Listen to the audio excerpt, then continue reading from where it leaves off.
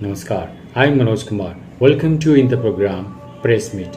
In this program, we cover press conference, media interaction, and a speech of the chief guest at the program. So, without spending so much time, let's go to the video. देखिए, अभी माननीय प्रधानमंत्री जी ने देश के जो सभी chief secretary हैं उनकी एक बैठक बुलाई थी। उसमें एसीएस भी थे और उसमें 5 विभाग उन्होंने पूरे देश के लिए जिनको उन्होंने एक टास्क दिया कि भाई ये चीज़ें आपने इसमें करनी है, जैसे शिक्षा का, बिजली का, हेल्थ का, यूएलबी का और पब्लिक हेल्थ का।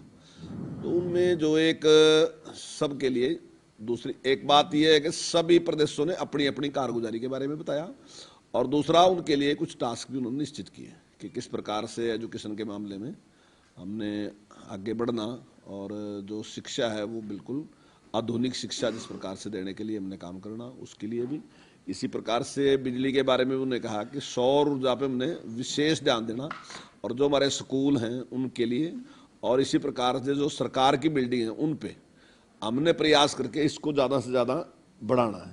इसी प्रकार से हेल्थ डिपार्टमेंट के बारे में भी, यूएलबी के बारे में भी और पब्लिक हेल्थ के बारे में भी हर व्यक्ति को स्वच्छ पानी पीने का मिले और हेल्थ के बारे में भी उन्होंने विशेष ध्यान दिया कि इस पर भी मैंने मतलब गंभीर प्रयास हमारा होना चाहिए कि लोग स्वस्थ रहें।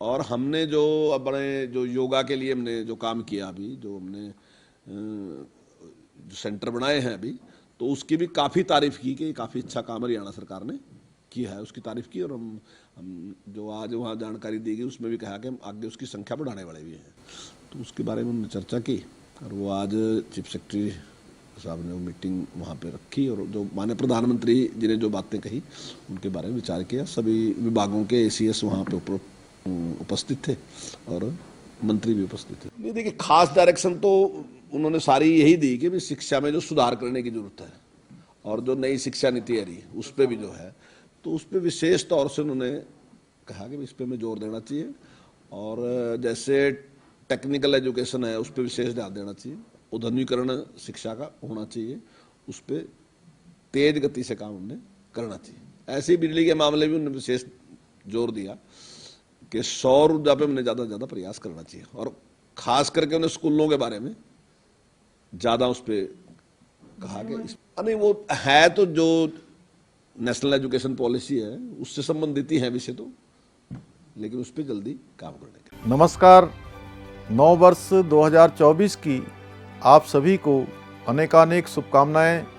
इस नव वर्ष बाबा बद्री केदार और प्रभु श्री राम के आशीर्वाद से आप सभी के जीवन में नई ऊर्जा, उत्साह, उमंग और उत्तम स्वास्थ्य का समावेश हो। मुझे विश्वास है नव वर्ष में उत्तराखंड राज्य को समृद्धि एवं विकास के रास्ते पर ले जाने के हमारे प्रयासों को आप सभी के सहयोग से और अधिक गति मिलेगी। हमारे प्रेरणा स्रोत आदरणीय प्रधानमंत्री श्री नरेंद्र मोदी जी के कुशल मार्गदर्शन में आज उत्तराखंड सरकार द्वारा राज्य की प्रगति के लिए अनेक महत्वपूर्ण परियोजनाएं एवं जन कल्याणकारी कार्यक्रम संचालित किए जा रहे हैं, जिनका प्रत्यक्ष लाभ सीधे जनता को मिल रहा है। आइए नव वर्ष 2024 में हम सभी एक समृद्ध, समतामूलक समाज की स्थापना के अपने संकल्प की ओर आगे बढ़ें और देवभूमि उत्तराखंड को एक अग्रणी एवं श्रेष्ठ राज्य बनाने में अपना महत्वपूर्ण योगदान दें। एक बार पुनः आप सभी को नव वर्ष की हार्दिक शुभकामनाएं। धन्यवाद।